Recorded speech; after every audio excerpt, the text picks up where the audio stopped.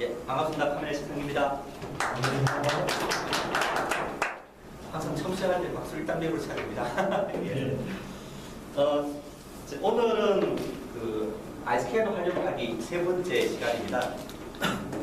그래서 5월달부터 제가 이제 아이스캔 활용하기를 말씀드렸는데 5월달에는 주로 자동차 진단의 변화와 스캐너 진단기, 그러니까 진단기를 소개해드렸고요. 6월달에는 정비정보 활용하기와 정비보고서 활용하기 말씀드렸습니다.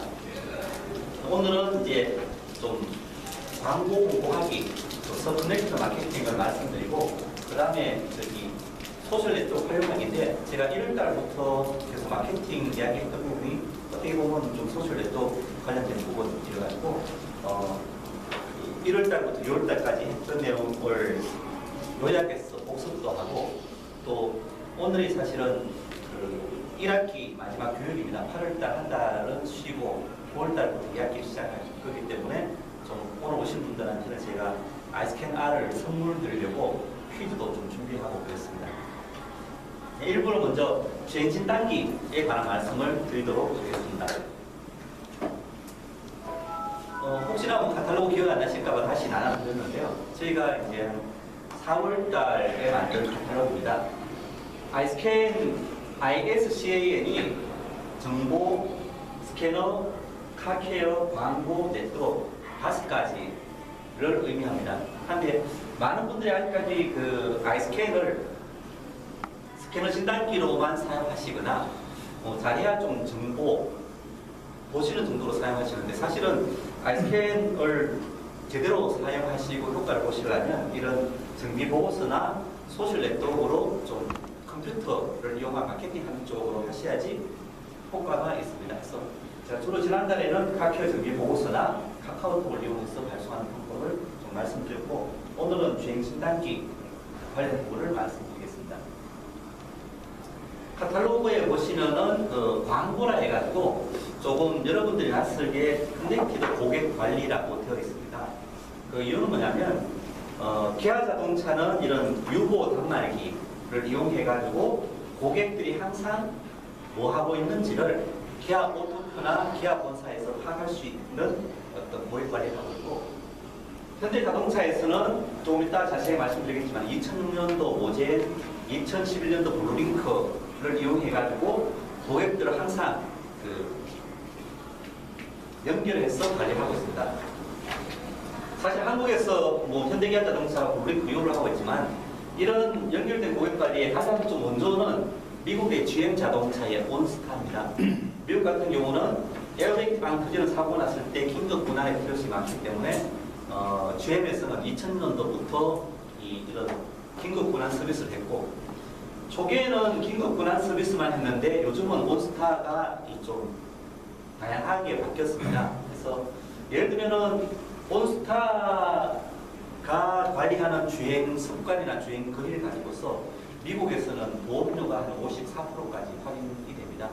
그래서 이제 옛날에는 긴급 분할이었지만 이제는 온스타를 장착한 차량의 어떤 움직임을 다 파악해가지고 그 통계치를 가지고서 보험 할인까지 발전한 방식입니다.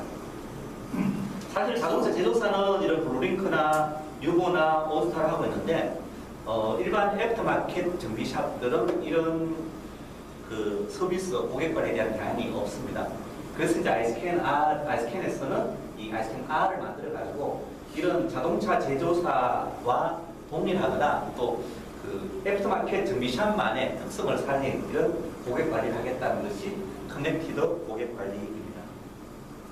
쉽게 이야기하면 카메라에서는 아이스캔을 사용하시는 정비샵이 이런 아이스캔 R을 이용해가지고 좀 고객 관리하고 광고 홍보를 했으면 좋겠다는 생각을 하고 있습니다. 그리고 이제 마지막으로 N은 컴퓨터를 활용하는 정비인데, 이 소셜 네트워크를 이용한 정비 부분은 제가 지난달 6월달 교육 때 미리 말씀드렸습니다. 그 예로 이제는 이런 정비 보고서나 화면 캡처한 것을 프린트해 주거나 뭐 이메일보다도 PC 카카오톡을 설치하시고 그냥 PC 카카오톡으로 바로 보내십시오. 그래서 이제 카카오톡을 이용해가지고 모집까지 하십시오 이야기를 했습니다. 그리고 이제 뭐 엔드라이브를 이용해가지고 사진을 활용하는 방법이나 또 팀비오를 이용해가지고 정비사분들끼리 서로 원격으로 지원도 하고 협업하는 내용에 대해서 말씀드렸습니다. 그래서 오늘 주로 말씀드릴 내용은 이런 카빅스나 아이스캔 R에 관한 내용이고요. 사실 저희가 5월달에 카탈로그 만들 때부터 이런 아이스캔 R이나 카빅스로 구하겠다는 생각을 가지고 카탈로그 뒷부분에 반 정도가 이런 아이스캔 R에 관한 내용입니다. 다시 말씀드리면은 어저께도 광주에서 뭐 헬기가 추락했는데 지금 조사하는 데서 열심히 블랙박스를 찾고 있다라고 하더라고요. 사실 비행기에서 블랙박스는 영상을 기록하는 게 아니고 운행 기록을 남기는 건데 자동차에서 블랙박스는 영상을 남기는 걸로 좀 이상하게 발전이 되어 있습니다. 그래서 이제 이 영상 블랙박스 가지고서 결국은 자동차 사고가 나면은 원인 규명을 해야 되는데 여러분들이 아시다시피 급발진 추정 사고나 이런 영상으로 찍히지 않는 사고가 났을 때는 분석이 불가능하다는 한계를 갖고 있습니다. 그래서 카메라에서는 이런 카빅스 단말기를 통해서 영상 블랙박스가 하지 못하는 차량 운행 데이터를 남기는 블랙박스 사업을 하겠다 해서 저희가 카테크에 광고를 드렸습니다. 카빅스 단말기라고 저희가 이름을 정했고 이런 단말기로 하는 어떤 서비스 체인을 카빅스 체인이라고 하는데 카빅스 단말기의 기능은 보시는 바와 같습니다. 첫 번째로 자동차 제조사가 블루링크나 유보와 같이 원격으로 차량 진단을 하는데 그런 기능들이 다 지원이 됩니다.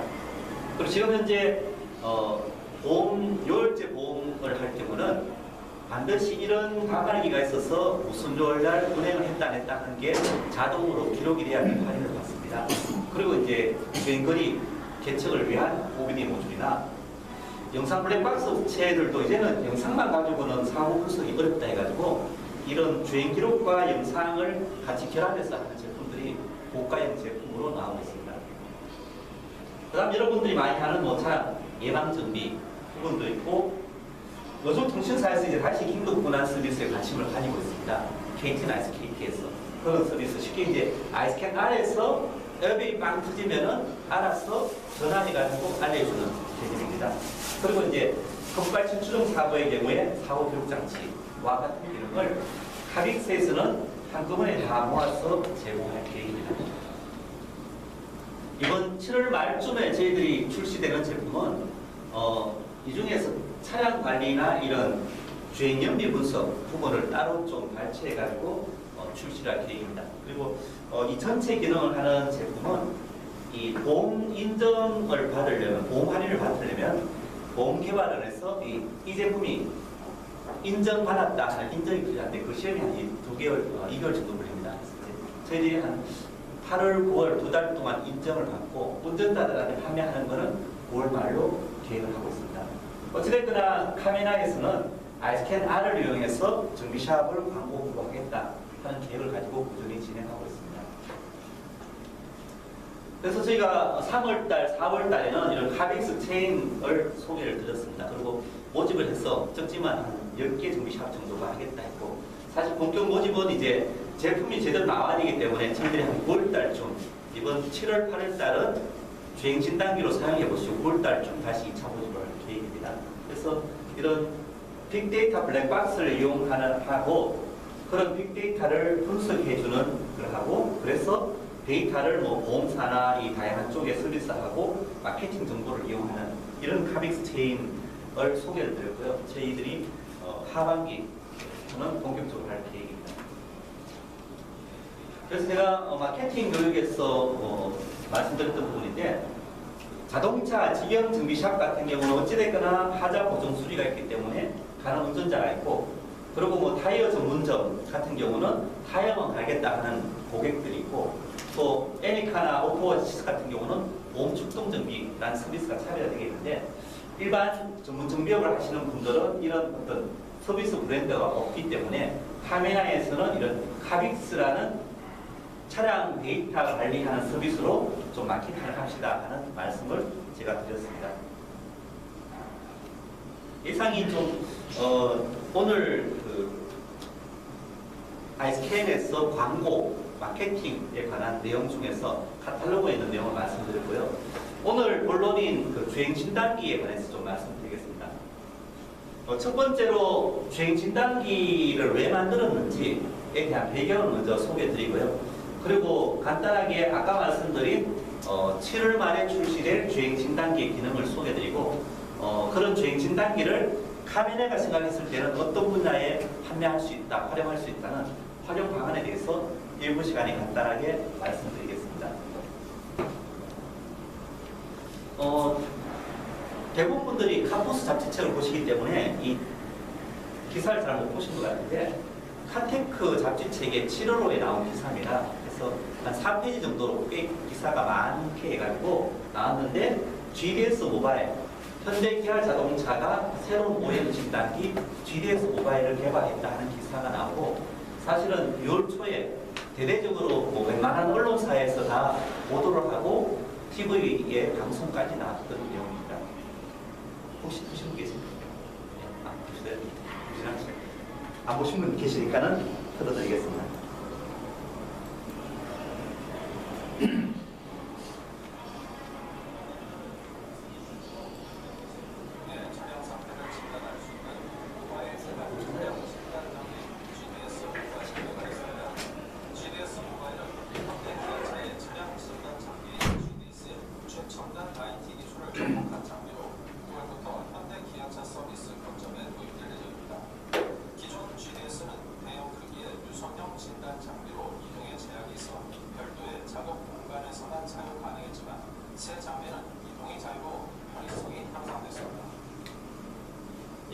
TV 설계 TV의 방송이 나왔던 내용입니다.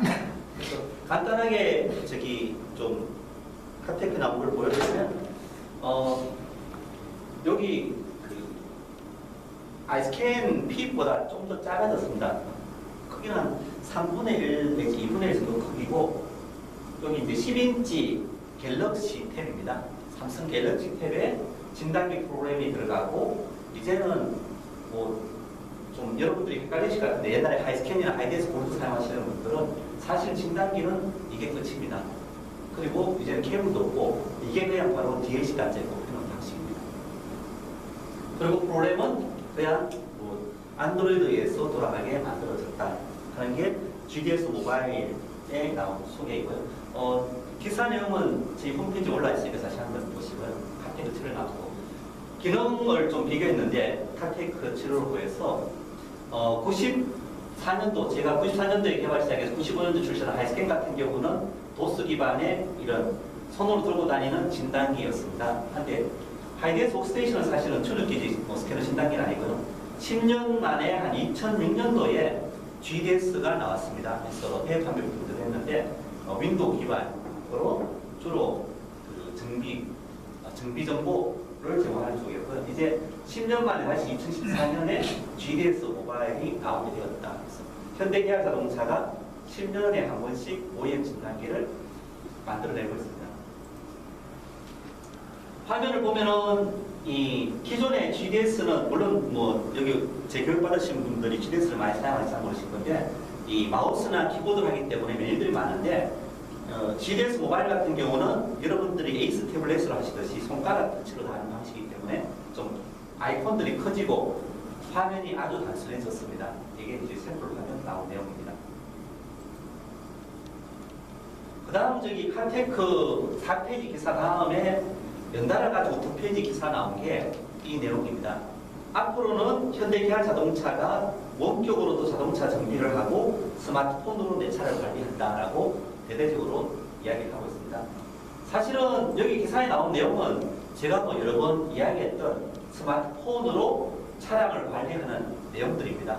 이 기능 자체가 새로운 건 아닌데 현대기아 자동차가 GDS 모바일이라는 모바일 진단기를 출시하면서 이제 본격적으로 스마트폰으로 차량을 관리하는 시대입니다라고 광고를 시작했습니다. 하는 것은 다 좀 이유가 있어서 그렇습니다. 좀 이따 다시 말씀드립니다. 어찌됐든 이제는 OEM 자동차 제조사부터 스마트폰으로 차량 관리하고 모바일로 차량을 정비한다라고 이야기하고 있습니다. 기아 자동차에서 해외 판매를 하기 위해서 공식적으로 홍보 동영상을 만들었습니다. 한 4분 정도 되는 영어로 된 동영상인데 내용들이 빨리빨리 지나가니까 제가 먼저 좀 정지 화면으로 중요한 부분을 보여드리고 희망의 4분짜리 동영상을 보여드리도록 하겠습니다. 95년도에 아까 말씀드린 여기 하이디에스 볼트가 아니고 사실은 하이스캔이 이제 OEM 진단기였는데 핸드헬드 손으로 들고 다니는 스캔 툴이었습니다. 2006년도에는 GDS가 나왔는데 여기 보시면은 먼저 나온 게 탱크 인포해서 정비 정보가 중요하다 해서 GDS가 나왔습니다. 한데 2014년도에는 GDS 모바일이 나왔는데 여기에 고장 진단은 제일 마지막에 나와 있습니다. 가장 먼저가 모바일이고 두 번째는 IT 기술이 결합됐고 그러한 진단기다.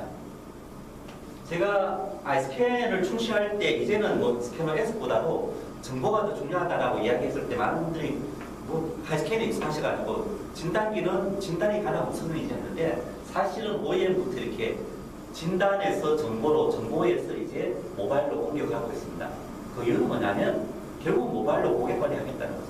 이제 여러분뿐만 아니라 자동차 제조사도 진단이 중요한 게 아니라 고객 관리하는 수단이 더 필요해서 이제는 모바일로 IT 기술로 해서 고객 관리하겠다는 쪽으로 발전을 하고 있습니다. GDS 모바일의 특징을 5가지로 요약해서 나와 있습니다. 모바일이고 사용하기 편리하고 단순하고 스마트해졌고 속도가 빨라졌고 한데 개별 내용을 하나씩 보면 다음과 같습니다. 첫 번째는 모바일이어가지고 아무데나 들고 다니기 편하고 또 하나는 이게 삼성 갤럭시 탭입니다. 그래서 와이파이도 되고 블루투스도 되고 LTE도 됩니다. 하니까는 뭐 기존의 GDS 같은 경우는 정비샵 안에 손으로 인터넷을 주로 사용하고 있죠. 근데 얘는 그럴 필요 없이 어디서나 들고 다니더라도 LTE가 되니까는 그냥 업데이트가 자유롭다 하는 이야기입니다. 그리고 기존의 GDS는 이런 작업대의 노트북 기반이기 때문에 작업장에서만 사용했는데 이제는 뭐 사무실이나 출동 정비도 마음대로 사용할 수 있다. 그래서 이제 모바일이다라는 걸 제일 처음 강조하고 있습니다. 두 번째는 사용이 아주 편리해졌다. 그래서 GDS는 유선인데 무선으로 다 주고 받고 한다. 뭐 이제는 GDS의 유선이 될 필요 없이 얘가 뭐 출동 정비하면서도 현대기아 자동차의 관제 센터에 접속해가지고 데이터를 받을 수 있다 하는 것이 이제 사용이 편리해졌다는 내용입니다. 세 번째는 여기 보이는 게 기존의 GDS 화면입니다. 보면 기능들이 꽤 많이 복잡하게 있죠. 그런데 이런 기능들이 단순하게 해가지고 여기에 큼직큼직하게 한 기능들 몇 개로 줄였다는 내용입니다. 사실 제가 볼 때는 좀 기능들이 많이 빠진 것도 없지 않아 있고 그렇습니다. 그런데 이제 단순해졌다는 게 세 번째고요. 네 번째는 좀 스마트해졌다 하면서 강조하는 게 뭐냐면 이 GDS 모바일을 차에 꼽으면은 이 GDS 모바일이 차량의 차대부를 읽어가지고 GDS 이 안드로이드를 보여내줍니다. 그럼 이 안드로이드가 무슨 인터넷으로 해서 여기 생산 데이터 있는 센터로 차대부를 보내면 여기서 이 차가 어떤 시스템이 있다는 정보를 쫙 보내줍니다. 그래서 그 시스템이 나온 게 이렇게 똑똑똑 나오고 있는 거죠. 그러면 이제 진단 누르면은 자동으로 쫙 시스템 있는 게 자동으로 진단된다 해서 스마트해졌다는 이야기입니다. 속도가 좀 빨라졌다는 얘기인데 사실 뭐 교육받으시는 분 중에서 GDS 사용하시는 분 별로 없으니까 다행인데 기존에 GDS 사용하시는 분이 보면 좀 많이 열받으실 거라고 생각합니다. 6배 반 정도 차이 나죠. 뭐 사실 제가 좀 이게 안 믿기는데 요즘 진단기가 저장치의 속도 때문에 진단이 높고 빠르고 하는 건 있지만은 이게 뭐 PC 기반이고 모바일 기반이기 때문에 달라질 일은 별로 없는데 어찌됐거나 뭐 이게 기아 자동차 공식 홍보 동영상이 제가 만든 게 아니니까 기존의 GDS는 꽤 느렸다 하는 이야기고 그래서 이제 GDS 모바일은 6배 반이나 빨라졌다는 게 마지막 스피드입니다. 한데 이제 빨라졌다라고 이야기하면서 좀 애로사항이 있는 부분이 이 부피를 조그맣게 만들다 보니까는 OBD1 차량은 지원이 안 됩니다. 특히 이제 OBD1 차량이 사실 좀 진단기 입장에서 꽤 복잡합니다. 이게 뭐 키워드나 캠 같은 경우는 경로가 단순한데 OBD1은 무지 많은 경로에 또 뭐 임피던스도 다르고 경우도 다르기 때문에 진단기를 조그맣게 만들면서 아예 옛날 촬영은 다 포기했다는 거죠. 제가 물어보니까는 아직 현대기아 직영적 미사업에도 오미디오 차량을 든다 하더라고요. 한데 이제 결국은 이 GDS 모바일은 그런 옛날 차는 기존의 GDS를 사용하시고 신차들부터 이걸 사용하십시오라고 해가지고 어떤 면에서는 OEM 진단기가 바뀌는 게 아니라 이제 현대기아 직영적 미사 같은 경우는 GDS도 있어서 옛날 차는 GDS로 하고 앞으로 나오는 신차들은 또 아마 플렉스레이가 얘기된다는 건 GDS에서는 플렉스레이가 지원이 안 될 겁니다. 또 왜냐하면 플렉스레이는 하드웨어 자체가 좀 고속 통신이 돼야 되는데 GDS가 안 되니까 이제 플렉스레이나 신차들은 이 진단기로 하고 진단기가 2개 있어야 된다는 이야기입니다. 예, 영어로 대해서 좀 빨리 넘어가긴 하지만 제가 좀 설명을 드렸으니까 기아 자동차에서 홍보 동영상으로 공식적으로 배포한 동영상을 보여드리도록 하겠습니다.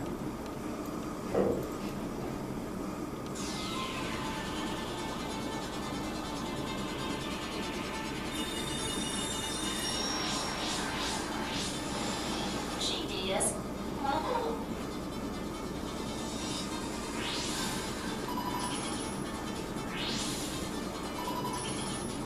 인포메이션 저희 모바일 IT The identities of GDS Mobile, the world's first mobile-based diagnostic system, are represented by MC3S. Mobile-based.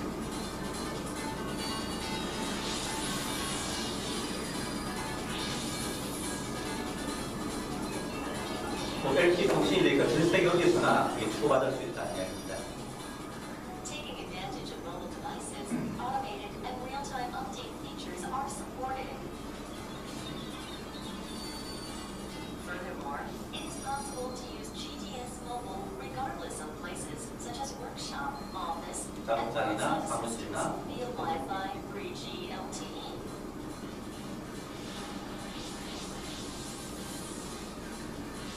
Customer-oriented.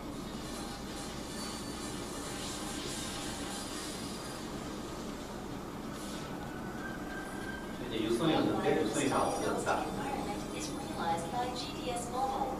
Also, you can run diagnostic function and check service information at the same time. In addition, reading service information and keyword search by one-touch sliding and the screen zoom in out are possible.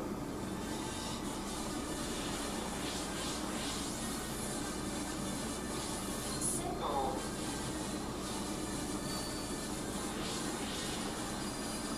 User interface design is simplified by placing mainly used function to main page based on the field survey result and iconization. Quick and easy diagnostic is supported by the linkage between function to function.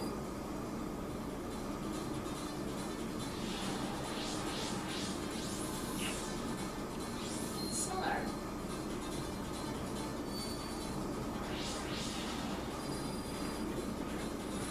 이게 4K면 사례본을 읽어가지고 단말기에 보내주고 단말기에서는 여기 생산 관제센터에 보내서 스탠드 문화시가 받아가지고 Online searching for 자 manufacturing data. 나온다. All DTCs from all systems 그럼 이제 and vehicle can 전체 receive 진보장 a 보도 진단을 one-touch 보낸다. barcode search function.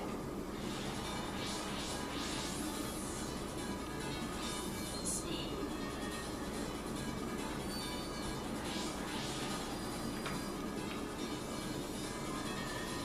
The lead time to run DTC analysis function is highly reduced compared to GDS. Also, GDS Mobile supports high-speed 사실 엑스 마켓은 좀 그림의 뜻이 있죠. 뭐 옛날 차가 안 which will 된다는 be 거. applied for coming new cars. ECU upgrade speed is improved to help ECU data volume increase due to new vehicle technology.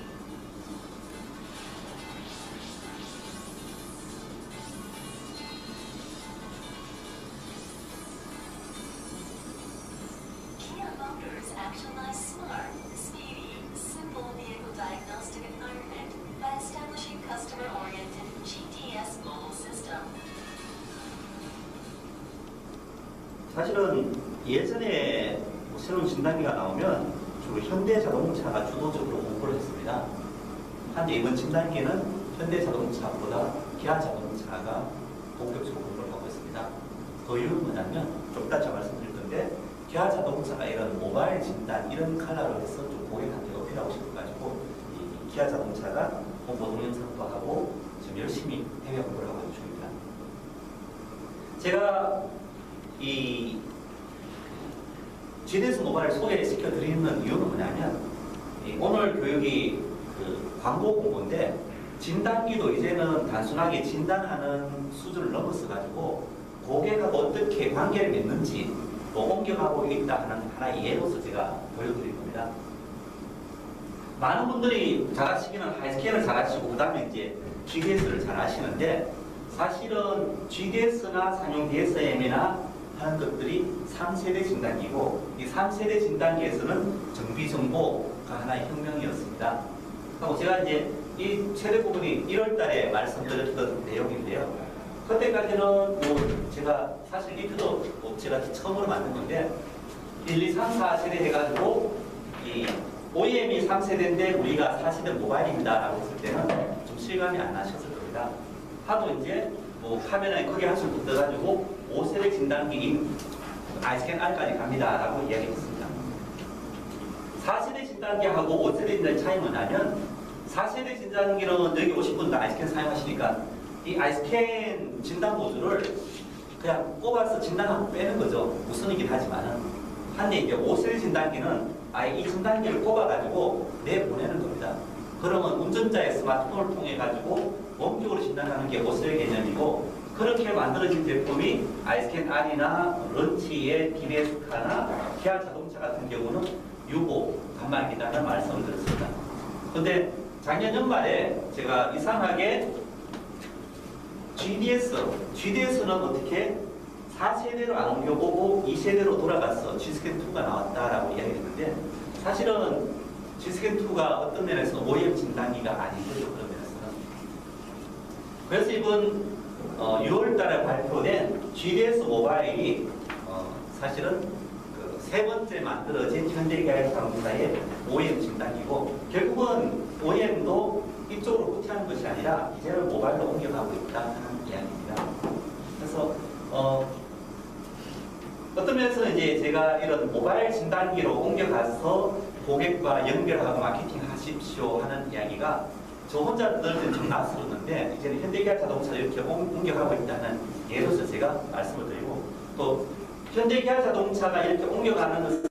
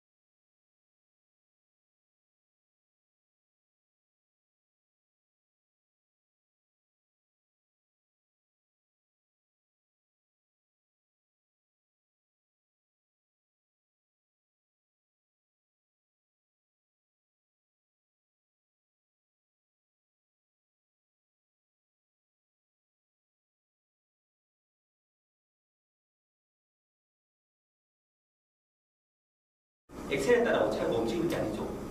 스마트 크루즈 컨트롤이 90 채팅해 놓은 거에 따라서 스로틀 포지션은 지가 알아서 움직이는 거죠. 값이 실제 차이 나는 거죠. 그런 경우도 있고, 실제로 그것보다 더 중요한 경우는 이런 보정에 의해서 운전자가 50% 딱 밟았는데 50% 들어가가지고는 제대로 동작을 안 할 경우는 보정에 의해서 스로틀은 60일 열다가 55일 열다가 지 맘대로 막 움직입니다. 하면 그게 차이가 많을수록 뭔가 차가 문제가 있는 거죠. 그래서 이제 그런 것을 분석하는 게 첫 번째 단계 연료 인력 분석이고, 두 번째는 뭐 여기서도 좀 까먹기도 하고 하는데 여기서 까먹는 것보다 이쪽에서 많이 까먹죠. 그래서 이제 저 장치에서 엑셀 페달이 50% 눌러졌으니까 엔진한테 얼마의 토크를 내라라고 명령을 내립니다. 사실 이렇게 명령 내리는 값들은 스캐너에서 안 나오죠. 저 장치 내부에 있는 값들이기 때문에. 그럼 이 명령에 따라 가지고 엔진의 토크도 나오고 출력도 나옵니다. 한데 이제 저 장치에서 엔진이 뭐 50 눌러졌으니까는 50마력 출력 내라고 명령을 때렸는데, 이게 엔진이 제대로 관리되고 성능이 좋으면 50마력 쫙 따라가겠죠. 근데 명령은 50으로 딱 때렸는데 엔진이 제대로 관리 안 되면 길길길 하면서 올라가다 보면 스치가 생기겠죠. 그런 걸 보면 이제 이 엔진의 응답 성능이나 엔진이 제대로 관리되고 있다, 안 되고 있다 하는 부분을 알 수 있고, 물론 여기서 이제 에너지가 여기서 무지 많이 날아가죠. 대표적인 게 신나게 열 발생시켰는데 배기가스로 나가는 열, 또 엔진이 너무 뜨거우면 안 되니까는 냉각수로 식히는 열, 그 다음에 또 이제 뭐 실린더 마찰 이런 것들이 엔진에서 까먹는 그런 것들을 보여준다. 세 번째는 그래서 엔진이 돌아가가지고 이제 힘이 나왔는데 그 다음에 클러치나 미션이나 차축에서 또 돈을 까먹고 있죠. 예를 들면 뭐 미션을 제대로 안 갈아가지고 뜨게 됐다. 그럼 엔진에서 열심히 돌려라 해본들 그나마 엔진에서 살아남은 돈이 한 5만 원 정도 되는데 미션에서 뻑뻑해가지고 마찰로 다 까먹으면 여기서 또 한 만 원, 2만 원 날아가는 거예요. 그 다음에 이제 끝까지 살아남은 차축 토크가 대부분 차를 움직이게 하는데 여기서도 또 이제 까먹는 요인들이 있죠. 예를 들면 차를 신나게 가다하는데 엔진은 운전자가 실린더를 꽉 밟으면 당연히 실린더에서 열이 발생하면서 에너지 까먹는 거죠. 그리고 이제 조금 이따 말씀드리겠지만 차가 주행한다면 주행저항, 동기 저항이라든지 주행 저항들이 까먹는다는 거고요. 그래서 제가 아이스캔 R을 사용하면서 좀 기술적인 깊이도 있으면서 운전자들한테 마케팅에 가장 도움될 만한 게 뭘까 고민하다가 이제 생각한 게 에너지 분석입니다. 뭐 좀 기술적으로 에너지 분석인데 쉽게는 돈 분석이죠. 기름값 분석. 기름이 10만 원 들어갔을 때 단계별로 어디서 얼마 까먹는다. 예를 들면 고객이 타는 차가 5만 원으로 미션에 넘어와서 보통 차는 그래도 4만 원 넘어가는데 오신 고객분 차는 분석했더니 5만 원 넘어와서 4만 원밖에 안 넘어가지 않습니다. 미션을 가시면은 5만 원이 4만 원 넘어갑니다. 쉽게 보여드리고자 하는 것입니다. 무슨 말인지 이해되시죠? 제가 모든 같은 걸 사용해보니까 탁구도 별로 없고 이런 에너지 관점에서 자동차 정비를 한 적이 여태까지 없더라고요. 그래서 제가 이 희망시험 끝나면 한 8월달에 열심히 공부해가지고 제가 이렇게 하는 정비 이론을 하나 만들어서 9월달부터는 제가 소개시켜드릴 계획입니다. 예를 들면은 이게 이제 비클 캔에서 읽어낸 엑셀 페달 값과 스로틀과 연료 분사량입니다. 근데 여기 다시 보시면 대부분은 저기 이제 파란색과 빨간색 비슷하게 올라가죠. 근데 이위에 보면은 이 파란색이 엑셀 페달인데 엑셀 페달하고 스로틀이 꼭 일치하진 않죠. 보정이 들어갔다는 얘기죠. 하는 걸 이제 분석해가지고 이게 뭔가 차이 난다면 뭔가 이유가 있겠죠. 그 이유가 뭔지 밝혀내면은 어떤 경우는 뭐 연료가 과도하게 들어간다, 뭐 어떻다는 것을 밝혀내는 게 이제 연료 입력 단계의 분석입니다. 두 번째는 엔진의 출력 부분입니다. 여기도 마찬가지로 이제 여기 엔진의 출력과 여기에 엔진의 보정 후의 출력인데 사실은 엔진이 보정이 없으면은 이게 똑같이 일치해야 되는데 여기 보시면 차이가 나죠. 사실은 저 장치는 출력을 이렇게 내라 하는데 엔진이 보정을 했더니만은 낮아졌다. 하면 뭔가 이게 이유가 있는 거죠. 사실 저는 잘 모릅니다. 제가 잘 아는 거는 계측을 해서 이렇게 차가 주행했습니다라는 걸 보여드리면 여러분들이 이제 이런 경우는 차를 진단해 봤더니만은 엔진 부분에 뭐가 문제있다는 사례들을 모으는 거죠. 그러면 이제 딱 이렇게 잡아서 보여드리기만 하면 아 이거는 무슨 문제? 이건 고장 진단하고 별개 이야기죠. 이게 숨겨진 고장도 아니고 보정에 의해서 연료가 얼마나 까먹고 있는지를 분석해서 보여준다는 내용입니다. 이게 엔진 부분이고요. 마찬가지로 이제 파워트레인 부분도 마찬가지로 어떤 토크가 전해졌을 때 어떻게 움직인다는 특성을 내보내는 부분과 이 마지막에는 차가 그래서 이제 주행을 하는데 이 가속도가 어떻고 차속도가 어떻고 실드 압력이 어떻고 하는 걸 해가지고 분수가 된다라는 게 제 계획입니다. 이렇게 이야기했더니 또 이제 좀 성격급 하신 분들이 이거 감질나게 뭐 따로따로 보여주지 말고 왕창 다 보여주는 기능은 없습니까? 라고 이야기하시더라고요. 근데 워낙 값이 많아가지고 한 4,500개를 이 피클캔의 데이터가 꽤 빨리 나옵니다. 10ms마다 에너지에 관한 거가 있는데 한 10시간 울산, 대구 희망 캠프 하면서 왔다 갔다 하고 한 10시간 정도 주행했더니만은 데이터 양만이 한 200메가 정도 됩니다. 엄청나게 많은 데이터여가지고 그래서 이제 웬만하면 꼭 그 영양가 있는 것만 골라가지고는 여러분들이 쫙 볼 수 있게 하는 계획인데 여러분들이 낯선 또 그런 피클캔 데이터를 한 80개 정도 쫙 뽑아놓으면 이거 도대체 어떻게 하는지 교육시켜 주십시오 할 것 같아가지고 이제 첫 번째 맛배기로 이런 식으로 그룹 지어가지고 볼 수 있습니다 하는 사례를 한 4-5가지 에너지 관점에서 잘라서 하는 걸로 보여드릴 계획입니다. 이게 7월 말에 출시될 주행 진단기의 가장 핵심 기능입니다. 그 다음 이제 원래 광고했던 카빅스는 저희들이 꾸준히 진행할 계획인데 아까 말씀드린 바와 같이 운전자한테 팔기 위해서 이제 보험 인증받는 게 한 2개월 걸리기 때문에 저희들이 이제 5월달에 출시할 계획을 하고 있습니다. 근데 사실은 저희가 뭐 보험 때문에 운전자가 다는 사례가 많기 때문에 보험 인증을 받고 뭐 필요할 때만 하긴 하는데 사실은 카메라이가 이 아이스캐너를 본격적으로 판매하는 부분은 다른 부분입니다. 그 첫 번째로 카메라가 이제 좀 장기적이긴 하지만 가장 양이 많은 시장이 이 스마트카 카메라 부분입니다. 좀 이따 말씀드리겠지만. 그리고 이제 이 5가지 기능 중에서 7월달에 출시된다는 기능은 여기 플라이트 레코드 주행 기록을 가지고 분석하고 그걸 가지고서 차량 관리하는 부분을 먼저 7월달에 출시하고 저희들이 개인으로 하고자 하는 것은 사실 뭐 급발진 분석도 좋지만은 스마트카 터미널이 가장 주력하는 판매 부분입니다. 그래서 운전자한테 파는 거는 이제 아까 뭐 피클키 나온 그런 그래퍼는 아니고요. 이렇게 뭐 속도 구간별로 연비가 다 하는 것을 보여주고 그래서 뭐 차량 정비를 받게 하는 계획을 갖고 있습니다. 이상 주행 진단기 기능을 소개시켜드렸는데요. 에너지 분석이다.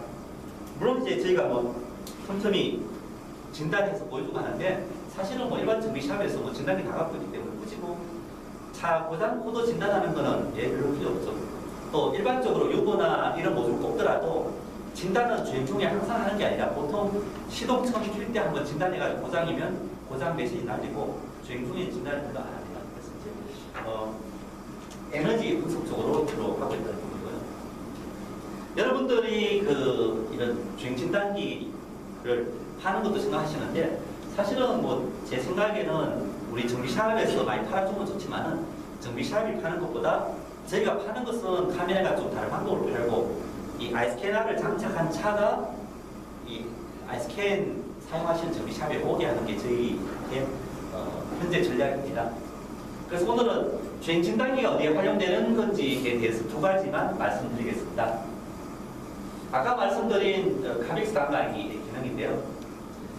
첫 번째로 카메라에서 주력으로 생각하고 있는 것이 스마트카 단말기입니다. 아직까지 이제 스마트카 그러면 많은 정비사분들은 안 익숙하신데요. 사실은 자동차 이야기인데 스마트카 그러면은 그 IT 하는 업체들은 스마트카에 대해 관심이 많으신데 어떻게 정비사분들은 스마트카에 별로 관심이 없으시더라고요. 근데 제가 매번 교육을 하면서 좀 그 이유를 알게 됐습니다. 사실은 이게 이제 보통 차 앞에 들어가는 LCD가 있는 장치인데 이걸 뭐라고 합니까? 물어보니까 답을 잘 못하시더라고요. 보통 정비사분들이 이걸 뭐라 그러죠? 뭐 예를 들면 오디오 비디오 되는 거는 헤드 유닛 그러기도 하고 옛날에 TV만 될 때는 뭐 TV라 그러기도 하고 또 뭐 전문 용어로는 비디오 클러스터라 하기도 하고 전문적인 용어는 제가 잘 알고 있는데 정비사분들이 현장에서 이걸 뭘 하는지 잘 몰라가지고 보니까 선뜻 답을 하시는 분들이 없어요. 사장님 혹시 뭐라 그러세요 이거? 제가 이유를 알게 됐습니다. 뭐 매번 물어봤는데 관심 별로 없으시죠, 그죠? 왜냐하면 정비 대상이 아니었기 때문에 이거 가는 거로 돈을 보셨으면 뭐다 열심히 이야기했을 건데 이거는 뭐 달력 있거나 말거나 그 다음에 뭐 엔진 뭐 저장치 이런 거를 갈아봤지만 솔직히 여기 오신 분이 이거 갈아가지고 뭐 공임 받으신 건 없으실 거고 이거는 뭐 내비게이션 업체나 오디오 업체가 하는 거다. 완전히 다른 지역의 이야기였죠. 그래서 아예 이게 뭐라 하는 것조차도 제대로 이야기를 못 하시더라고요. 네. 한데 이제 상황이 좀 달라졌습니다. 전문적으로 뭐냐면 사실은 여기 있는 내비게이션이나 오디오 비디오는 소비자 전장품입니다. 그 영어로는 컨슈머 일렉트로닉스 그리고 여러분이 주로 관심 있는 ECU나 TCU나 이런 부분은 OEM 전장, OEM 일렉트로닉스 해가지고 아직 분야가 달랐습니다. 그래서 여러분들이 주로 상대했던 거는 OEM 전장품을 상대했고 여기 소비자 전장품은 내비게이션 업체나 AV 업체가 상대했기 때문에 완전히 서로 관심이 없었던 거죠. 한데 2013년도에 그게 만나게 됐습니다. 이게 내비게이션 나오는 화면인데 여기에 스마트 크루즈 컨트롤 내용이 나오게 되었습니다. 저도 뭐 실제 신형 제네시스는 못 타봤는데 2013년 제네시스에는 최초로 OEM 전장의 정보가 소비자 전장으로 교합돼서 나왔다는 이야기입니다. 이해되시죠? 쉽게 이제는 여러분들이 이런 뭐 ECU의 센서값, 고장 코드 보기 위해 가지고 굳이 진단기 안 꼽아도 여기에 뜨는 날이 멀지 않았다는 이야기죠.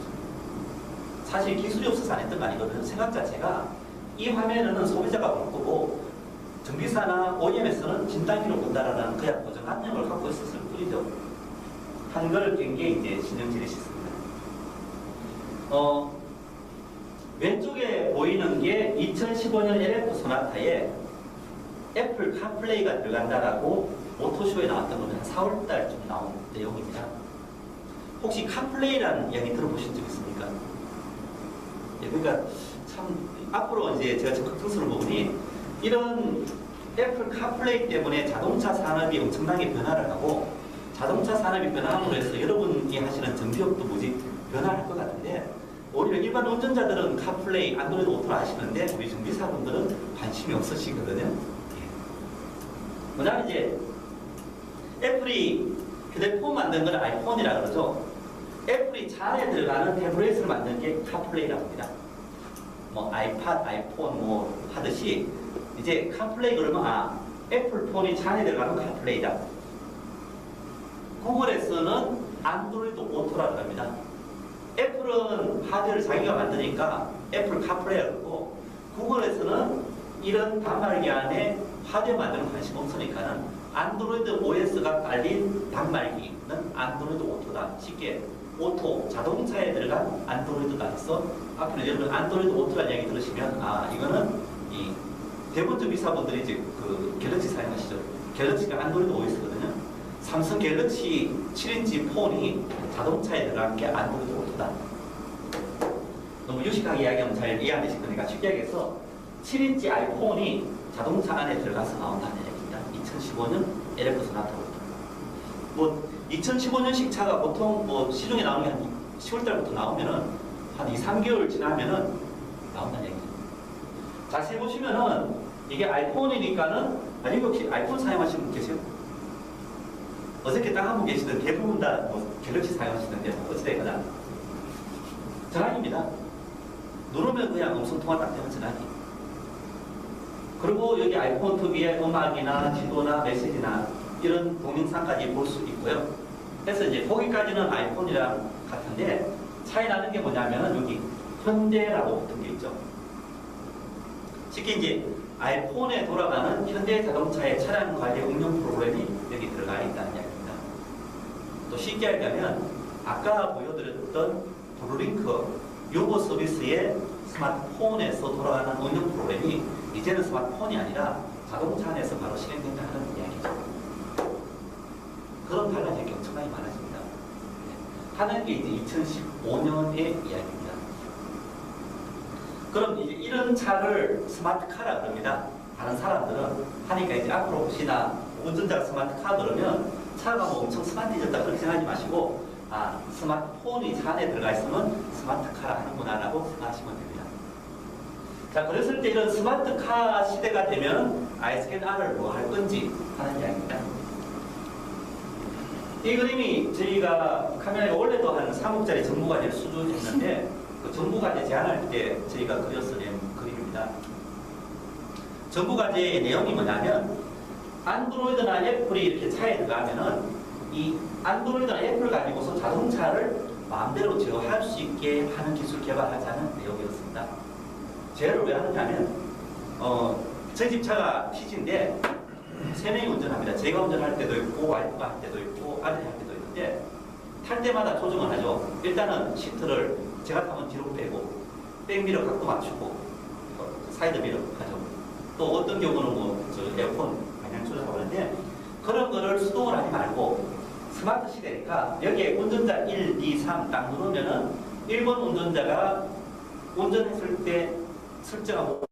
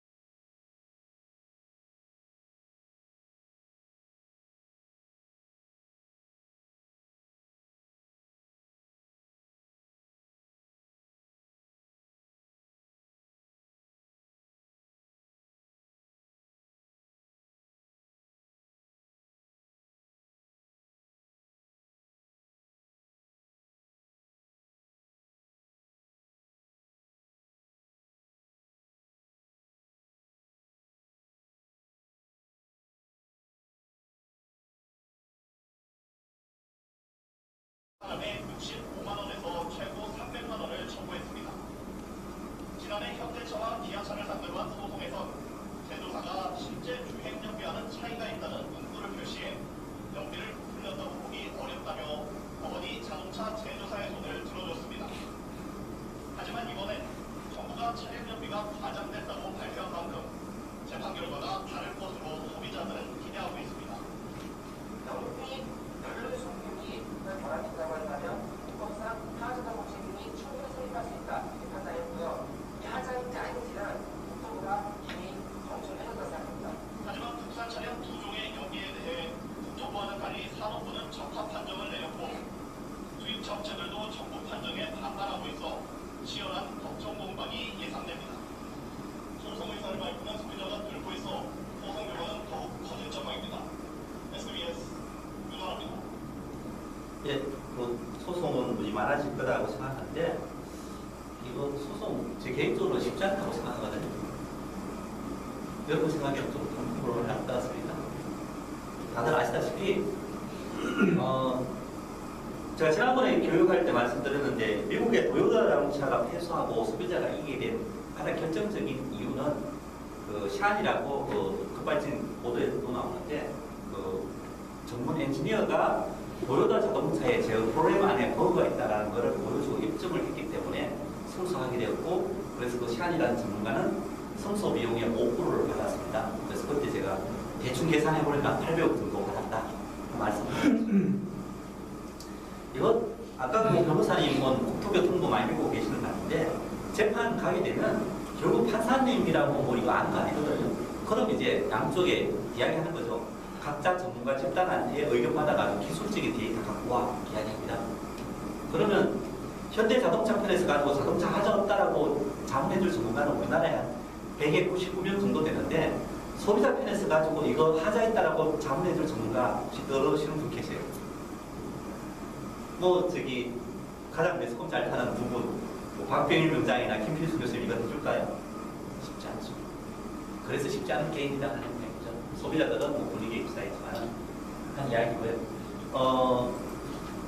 국토교통부에서도 이제 소비자 편을 좀 더는 신용을 하는 이유가 2년 전에 미국 연비 사태 났을 때 국토교통부가 가만 보니까는 이거 너무 국내 자동차 회사 편을 들다가 미국에서 한번 크게 크게 빵 터져버리면 우리나라 자동차 회사 망할 것 같아가지고 그래서 적당하게 국내에서 조금 연단하느라고 지금 하는 그런 쪽 개념에 가깝습니다.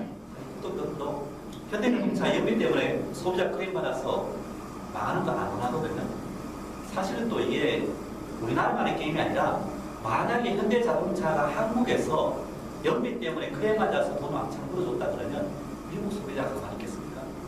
우리나라에서 현대자동차가 한 뭐 10억 물어주면 미국에서는 뭐 1,000억 1조 물어줘야 될 거거든요. 미국에서는 물어주라고 판결 났잖아요. 예. 4,000억 물어줘 판결이 아니고 합의 받습니다. 예. 그 현대자동차는 2,000억이다, 뭐 소비자는 8,000억이다 이야기했는데 패소한 게 아니라 합의 받습니다. 좀 뒷이야기가 있는데 사실은 한데 뭐 우리나라에서 아무도 보상 못 받았음에도 불구하고 미국의 소비자는 4,000억 정도 보상받는데 만약에 우리나라에서 이거 뭐 현대자동차 패소해가지고 한 10억이나 훨씬 물어줬다 하면 전 세계적으로 볼만할 겁니다. 그런데 국토교통은 누가 소비자 편을 들을까요? 쉽지 않죠. 국가의 이익을 위해서라도 한 상황이라는 이야기고요. 여러분도 좀 상식적으로 대충 아시죠? 통상산업부하고 국토교통부가 연비가 차이나는 가장 큰 이유가 주행 저항값 때문에 그렇습니다. 이게 아까 동영상에서 보시다시피 샤시 다이나모 위에 올려가지고 막 하는데 사실은 뭐 엔진 출력 나왔을 때 다이나모 돌리는 거야 쟤는 이상할 일이 없죠. 한데 다만 이제 도로 주행이 아니니까 속도가 뭐 90km, 120km 났을 때 공기저항이 얼마냐 하는 거는 실험실에 쓸 수가 없는 거죠. 두 번째는 도로가 오돌투돌 이제 제가 교육할 때 물어보니까는 앞범퍼 이거 갈고 하면 보통 좀 싸게 받으시는 분이 한 30만 원, 많이 받으시는 분은 한 50만 원 받으신대요. 그러면서 이거 뭐 거짓말입니다. 이거만 들어가는 게 아니고 이거 하려면 뭐 들어가고 저한테 이야기 잘 하시더라고요. 근데 문제는 뭐냐면 이런 걸 이제 운전자들이 아주 쉽게 저도 이거 찾는데 한 뭐 1, 2분 인터넷에 검색해서 딱 찾듯이 알고서 정비샵에 나왔을 때 두 가지가 있겠죠. 뭐 운전자가 일부러 물어보죠. 가격이 이야기 안 하고 범퍼가 얼마입니까?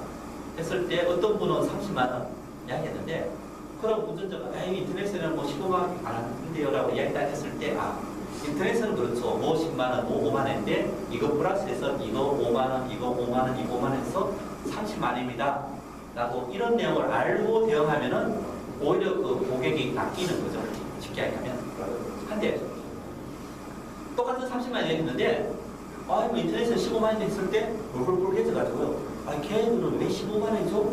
해버리면 완전히 막 된다는 거죠. 예전에 이런 걱정할 필요 없었죠. 운전자가 뭐 정비 방법이나 원가라서 오는 일이 없었는데 이제는 너무나 이런 정보의 가격이 낮아지고 암호하다 보니까는 무질서해졌다는 이야기를 말씀드리고요.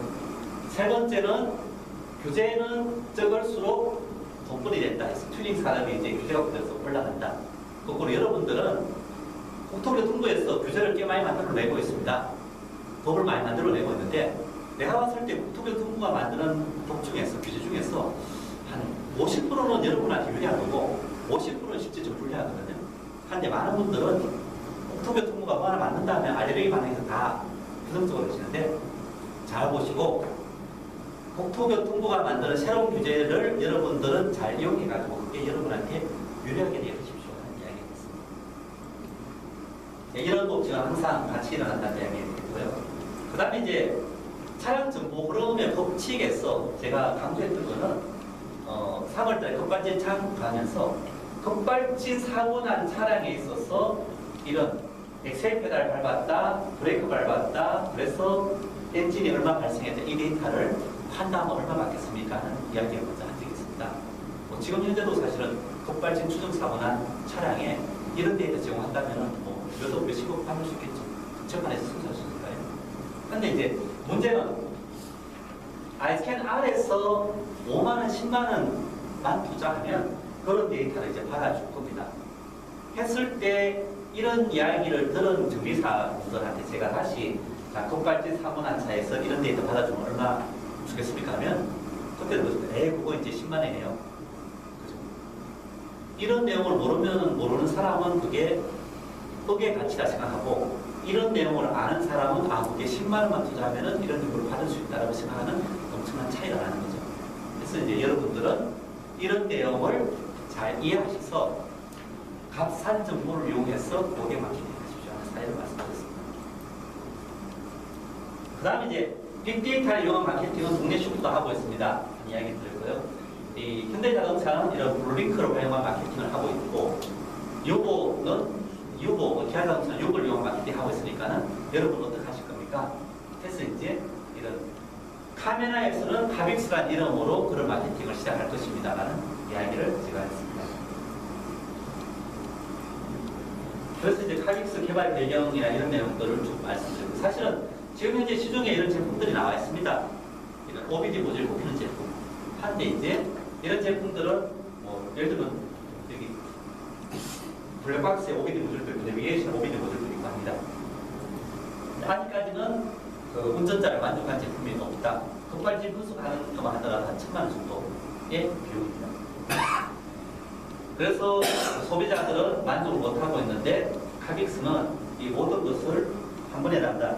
사실 엄청나 보이는데 실제 저희들이 장기적으로 다 구현할 겁니다. 그래서 지금 개발자가 머리 쥐어 뜯고 있는데 어떤 건 공인증 받아야 되고 어떤 건 또 급발진 규격 넣어야 되고 하는데 어찌됐거나 저희가 한 9월 달쯤에는 전기능 다 해서 운전자들 판매할 계획입니다. 그래서 현재는 쉽지 않지만 이런 캐점을 극복하는 게 필요하기 때문에 저희가 카빅스 정비체에는 많은 분 하기보다는 제대로 하신 분하고 일단 시장을 먼저 키운다는 말씀을 드리고요.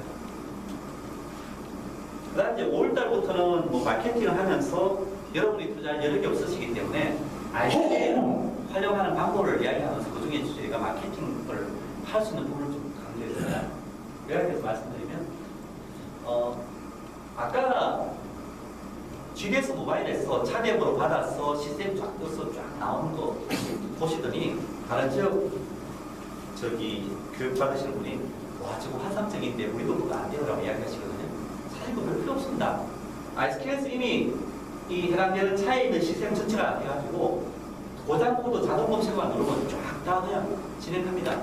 거기 뭐 없는 시스템 넘어가고요. 굳이 뭐 차량으로 할 필요 없거든요. 하니까는 GDS 모바일 기능 부과하지 마시고 전체 시스템 고장 진단 꼭 하십시오라는 이야기였습니다.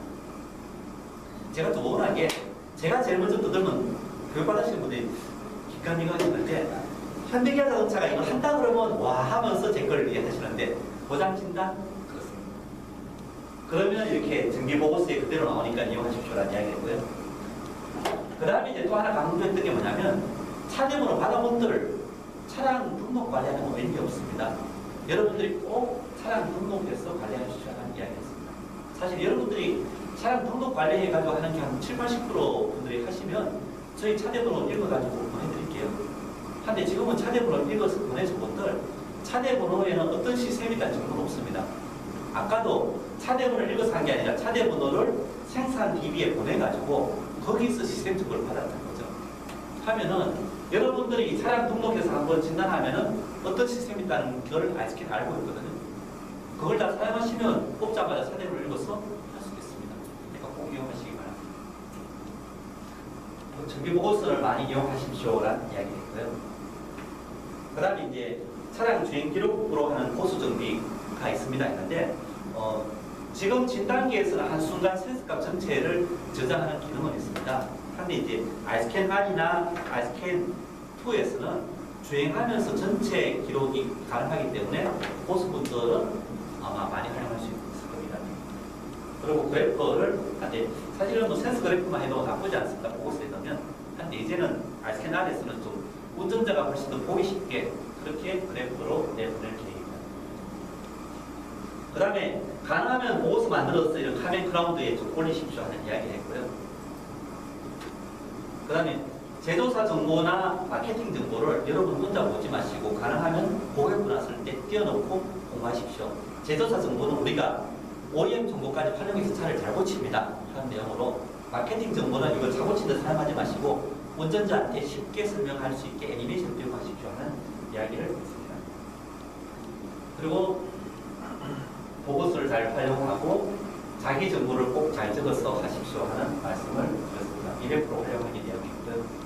그리고 6월 달에는 이런 정비보고서 활용하기로 해서 정비보고서 작성법과 그 다음에 이런 정비보고서 폴더 안에 있는 내용을 카카오톡으로 해서 보내는 방법을 설명드렸습니다.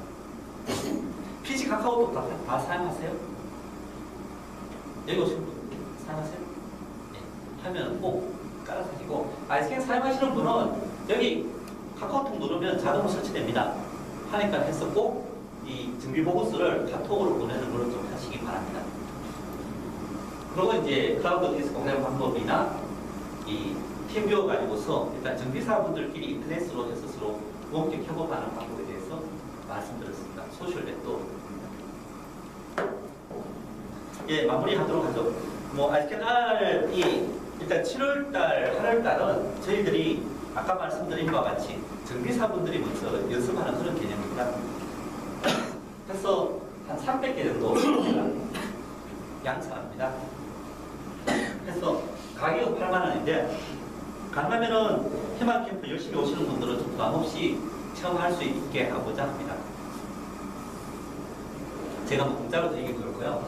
그래서 일단은 카멘 포인트라 해서 옛날에 아이스캔을 소개하시거나 제가 인터넷 방송했을 때 참가하신 분한테 5,000점, 소개하면 20만 점, 게시판에 벌적으로 몇 점 드린 적이 있는데 카멘 포인트가 있으신 분은 한 개당 8만 점으로 입하시면 됩니다. 그리고 일단 오늘 오신 분들은 한 개를 사시건 세 개를 사시건 30% 할인 혜택을 드리고요. 그 다음에 작년에 저희가 한 300분한테 아이스캔 R을 체험용으로 나눠드렸는데 사실은 좀 성능이 안 좋아서 별로 체험 못하고 갖고 계십니다.